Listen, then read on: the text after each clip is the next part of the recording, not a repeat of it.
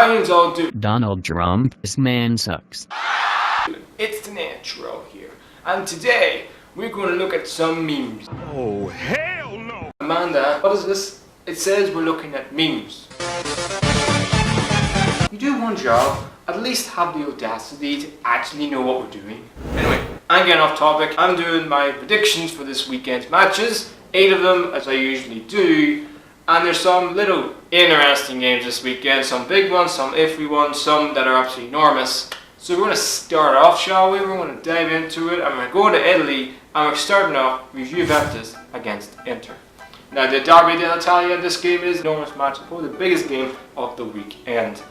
These two teams do not like each other. You ask Juventus supporters who their worst team is, they say Inter. If you ask Inter fans who they hate more than life, Juventus. And that's why we got a huge enormous match. And these two sort of teams have got two of the best strikers in world football. In Cristiano Ronaldo, who is one of the best strikers in the world, probably one of the greatest players to ever kick a ball, and Mario Icardi, who I'm a massive fan of, and Inter fans have to bow down because he's absolutely remarkably talented, and for me, he's a world-class centre forward. These two teams, one of them is flying high in Serie, in Juventus, who are single-handedly smashing teams like no tomorrow, winning teams, beating teams, and just so superior to everybody else. Inter Milan are sort of very defensively organised, rely so much on their main man Icardi, and also we've got Nangolan. They've also got Perisic, who at times can be frustrating to watch, but he can come up with something remarkable. For instance, like last year against Roma, give away 3 points for Inter Milan when they're on the verge of beating Roma. But that's the way Perisic is. Sometimes he can do things stupidly, and sometimes he can win the game. Two very good teams, two very good managers in Allegri and Spalletti. So at this thing, I think who's going to be getting the win? Who's going to get that W for the team? I don't think there is. I just think it's going to be a draw, and I think Inter and Juventus will Inter's sort of defensive organisation will just be enough in the end, and relying on Mario Icardi, I think will score in this game. But I also think Ronaldo will score as well, so that's why I'm going for a 1-1 draw. Now we're heading to West London in England, and it's Chelsea against Manchester City. Now, Chelsea have not had a great little period at the end of November after getting greatly convincingly beaten by Tottenham. They backed it up with a good win against Fulham. To be honest, we all expect them to beat Fulham, even though Pedro was definitely fantastic. And then they got beat against Wolves midweek. So you pretty much say for Chelsea, it's 1 step forward and 2 steps back. You maniacs! And I said at the start of the season they will not win the league because I still do not think they have a centre forward that can score them over 20 goals a season. Morata ain't that centre forward. This is a man at Juventus, couldn't get in the team ahead of Llorente. This is a man that the Real Madrid signed twice and sold twice. So that pretty much tells you everything you need to know about Alvaro Morata. I don't see them title challengers. I just think they're going to be convincingly in the top 4, maybe even fighting Spurs. Preferred. As for Man City, they're blowing every team out of the water right now. There's no team stopping this team unless you're Liverpool, who I think the only team that can catch City. I said at the start of the season they're the only team that can catch Manchester City, even though Liverpool have been absolutely awful this season in terms of they've really struggled with form, they've really struggled to get consistency in terms of not results, but more in terms of performance in games, but they keep winning. And there's still only 2 points behind Man City, and Man City are playing some of the best football I think they're playing this season, maybe even better than last season, but Liverpool are still just nibbling at their heels. So you be honest, if Liverpool can play like they played last season, at the end of last season, there's no question about it, Liverpool can win the Premier League, but Man City don't even have a Kevin De Bruyne for the whole of the season. Sergio Aguero has missed the last 2 Premier League games, and Ryan Sterling didn't even play against Watford, and the centre-back pairing of Vincent Kompany and Mendy, which was vital for them last season, they haven't even been in the team this season. So it just goes to show Man City are better than they were last season, have better defence than last season, score more goals than last season. Who's going to stop this team?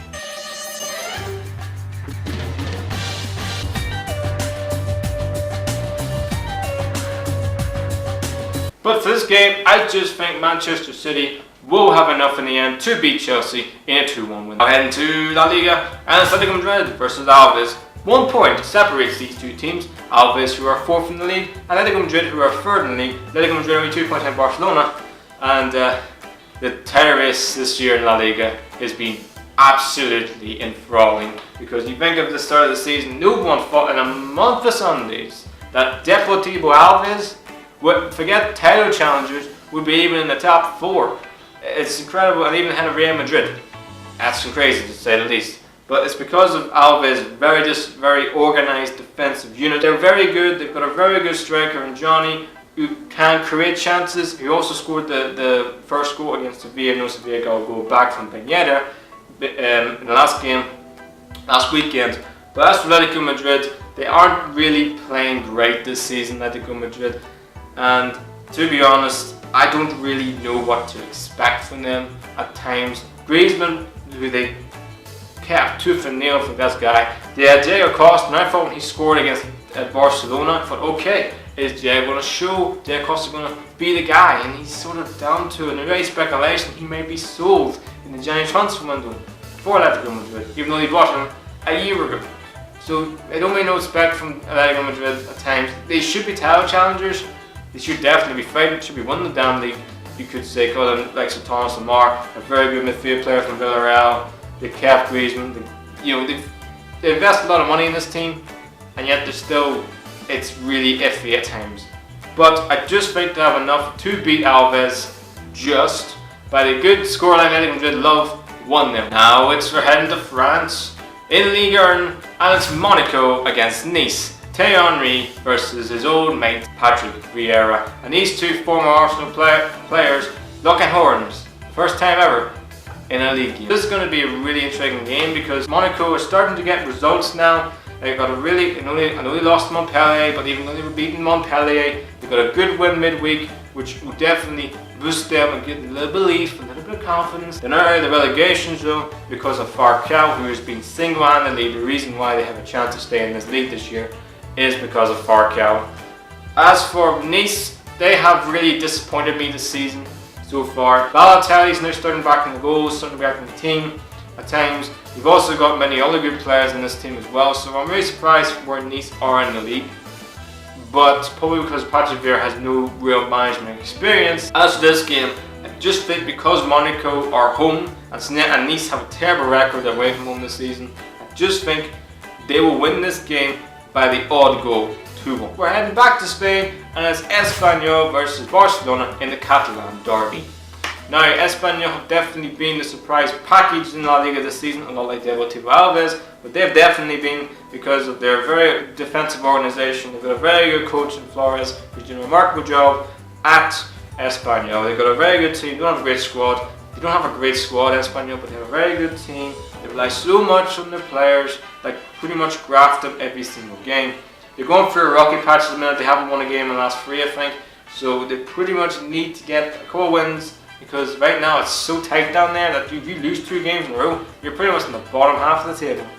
As for Barcelona, they have a huge mountain of Moorhen this season. Bring back the La Liga title to them again, because you think like Atletico Madrid, Sevilla, Alves, you can't rule out Real Madrid. You don't know what to expect from them. They could win games, lose games, they can easily win the league by sacking the manager. They've done it before. So you don't really know. This La Liga title race this year is wide open than we've ever seen.